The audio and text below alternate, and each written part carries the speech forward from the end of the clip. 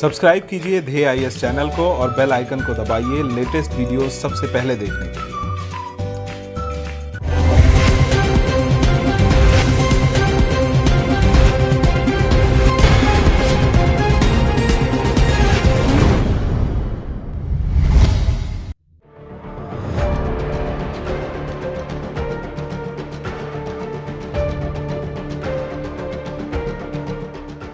Recently, actor Milind Soman was booked by Goa police for obscenity. He had posted some nude photographs of himself on the social media platform, after which all this happened. This is not the first time that a case like this has happened with a celebrity. Taking this into account, in today's edition of our DNS, we will talk about Indian law about obscenity, what is considered to be obscene, and also talk about freedom of expression in this context. Let us first understand what is called as obscene. The Oxford Dictionary defines obscene as offensive or disgusting by accepted standards of morality and decency. But on the contrary, for lawyers, the meaning of obscene is not the same. For instance, a book or object to be obscene, Section 292 of the IPC says it must be lascivious or prurient or have the effort of depraving or corrupting someone. The terms lascivious,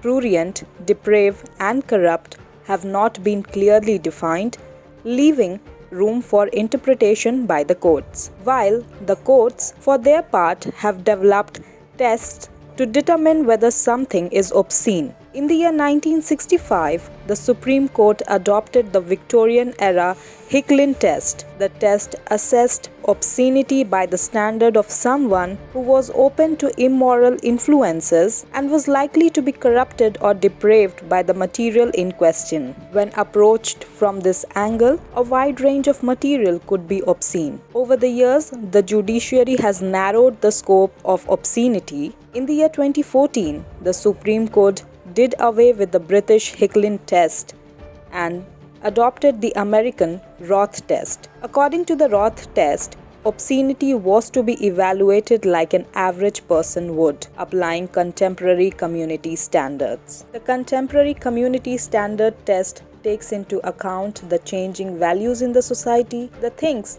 that were obscene a century or a decade ago need not be obscene in the current times. So what does the Indian law say about obscenity? Section 294 of the Indian Penal Code punishes obscene acts or words in a public place. To be considered a crime, the obscenity must cause annoyance to others. A person convicted under this law can face up to 3 months of imprisonment. Similarly, obscene books are also criminalized under Section 292. The law on obscenity has evolved with the advent of the internet and social media. Under Section 67 of the Information Technology Act, anyone who publishes or transmits obscene material in electronic form can be punished. Obscenity laws in India have been there since a very long time. They have been used in colonial India against writers such as Saadat Hasan Manto and Ismat Chugtai, whose works